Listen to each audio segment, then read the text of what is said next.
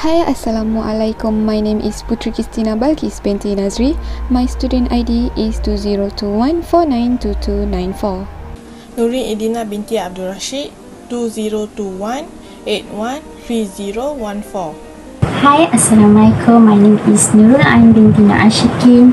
My student ID 2021861842. I am NURUL ASHIKIN binti MOHAMMAD and my student ID is 2021823108. My name is NURUL KHALILAH binti ARIFAH and my metric number 2021478558. Assalamualaikum, my name is Putri ARIFAH. My matrix number is 2021847008. Hi, my name is ATIEQAH binti Abdullah and my metric number is 2021602952. I will introduce the background of the company we choose, which is Airasia. Airasia was established in 1993 and commenced operations on 18 November 1996. On December 2, 2001, Tun A. Berhad, which is Tony Fernandez's company, purchased this airline from the original founder, the RB Haicom, because the company has borne an exorbitant debt burden of 40 million. Airasia main base is a low-cost carrier at Kuala Lumpur International Airport, Malaysia. The company is involved in the low-cost airline industry and further expanded its market by introducing its other subsidiaries such as Airasia X, Thai Airasia, and Indonesia Airasia. Airasia opened their second hub in 2003 at Senai International Airport, Johor Bahru, near Singapore, and launched its first international flight to Bangkok. This airline was established with the dream of allowing anyone to fly because the main activity of this Airasia company is to provide low-cost long-haul flight services around the world. So it will give opportunities to everyone for experience to fly around the world. Now anyone can fly is the slogan that Airasia introduced to its customers because the fares to fly using Airasia are based on low fares that anyone can afford. Therefore, these airline services are in high demand. Airasia vision is to be the largest low-cost airline in Asia and serving the 3 billion people who are currently undeserved with poor connectivity and high fares. Their missions, firstly, are to become the best company to work for, whereby employees are treated as part of a big family. Next, to create a globally recognized ASEAN brand and to attain the lowest cost so that everyone can fly. And lastly, to maintain the highest quality product, embracing technology to reduce costs and enhance service levels. Thank you. This is an organizational chart of Airasia. They are the most important people in the Airasia group, not only in Malaysia, but also in other countries, such as Thailand, Philippines, Indonesia, and Hong Kong. In Malaysia, there are three most important people in Airasia, namely Tony Fernandez, founder and CEO, Airasia Group.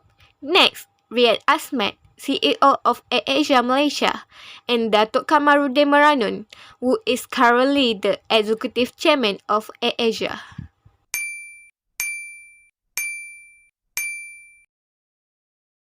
At Airasia, various strategy and approach have been applied for the company and its employee to adapt to the situation. Strategic planning is the practice of recording and leading an organization by determining where you are as well as where you are going. It's a long term and is common to the whole company. It also consists of large plan. The implementation of the planned method, on the other hand, would be contingent on the epidemic and healing after the pandemic. Increased variety of the food and beverage business as well as healing are the two primary objectives anticipated.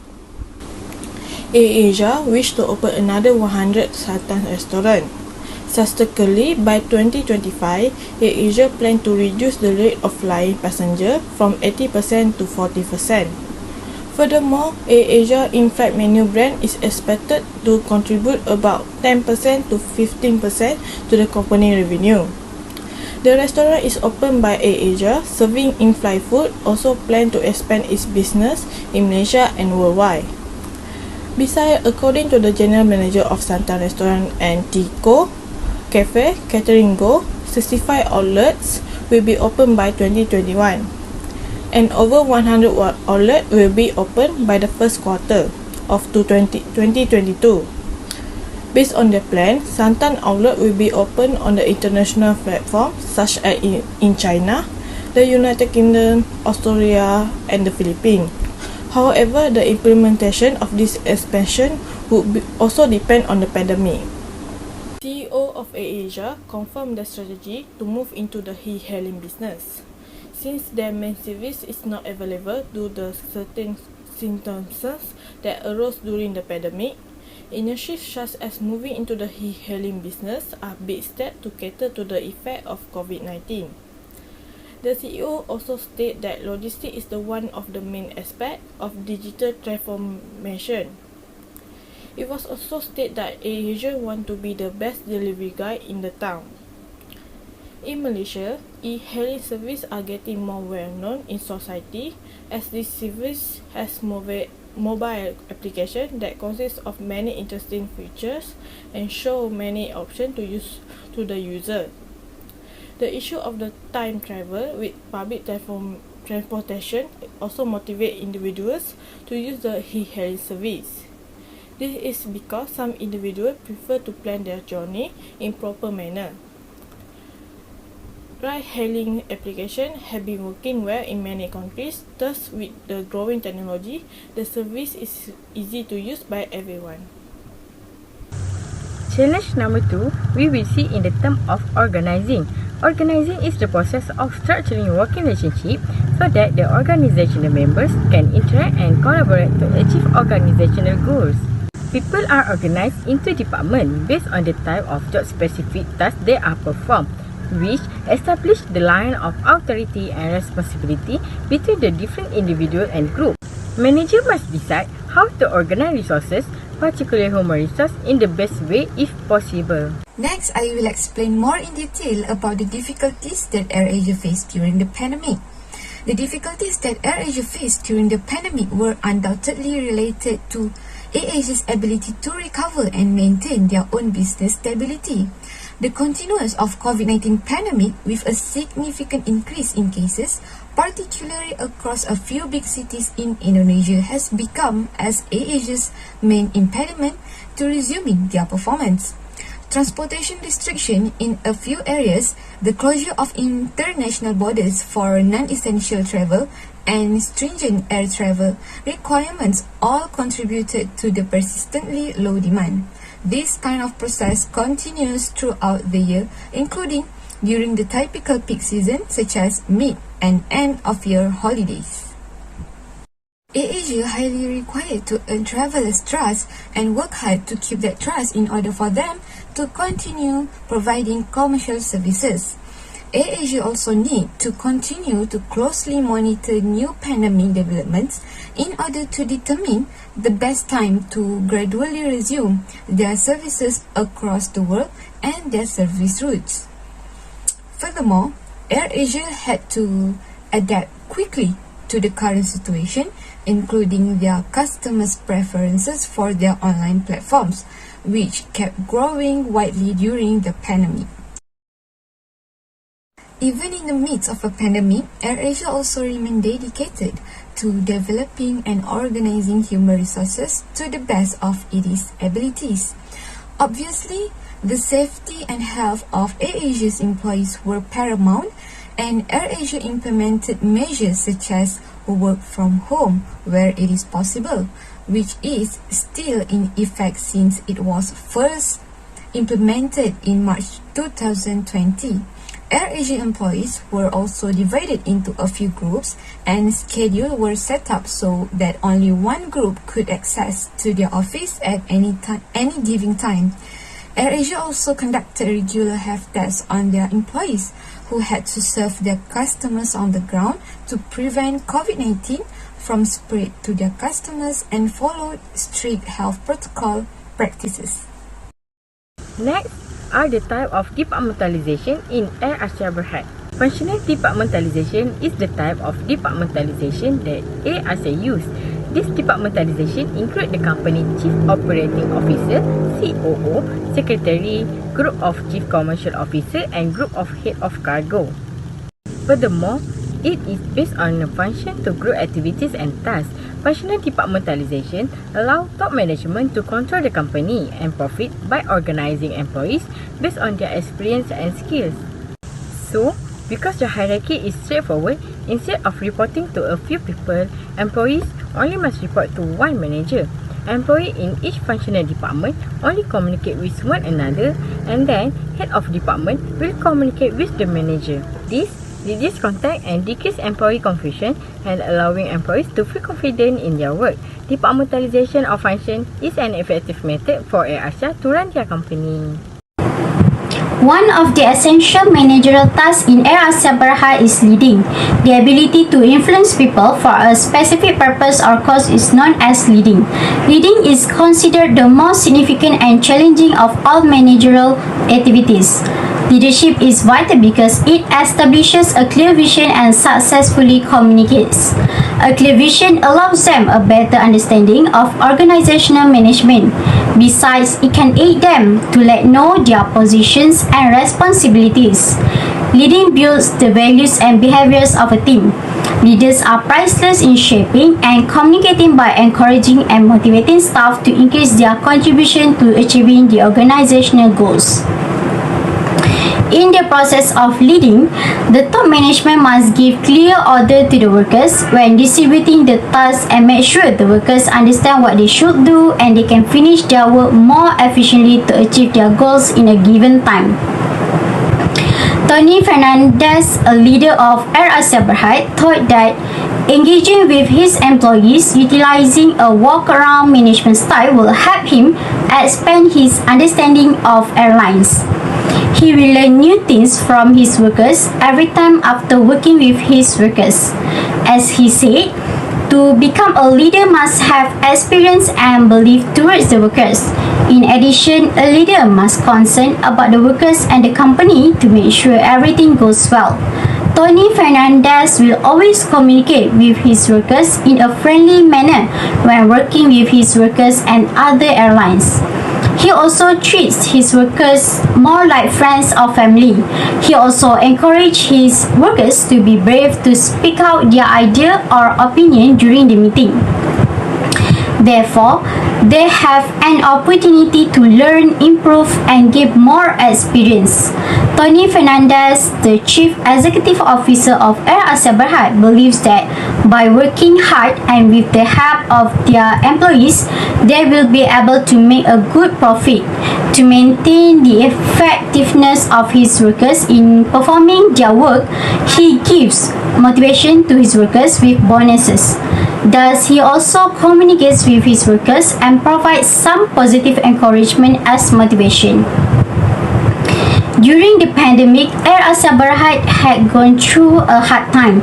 The Chief Executive Officer of Airasia Berhad said that in 19 years, the company has never had any necessity to ask for a government-backed loan. It shows that the COVID-19 pandemic has made the company had suffered severe losses. In addition, Airasia Berhad has reported an annual loss of 5.9 billion in 2020 due to COVID-19 outbreaks, travel restrictions, and border controls. On the other hand, an announcement by the management of Airasia Berhad in June 2020 that they might set employees to cover up the losses that had been gone through.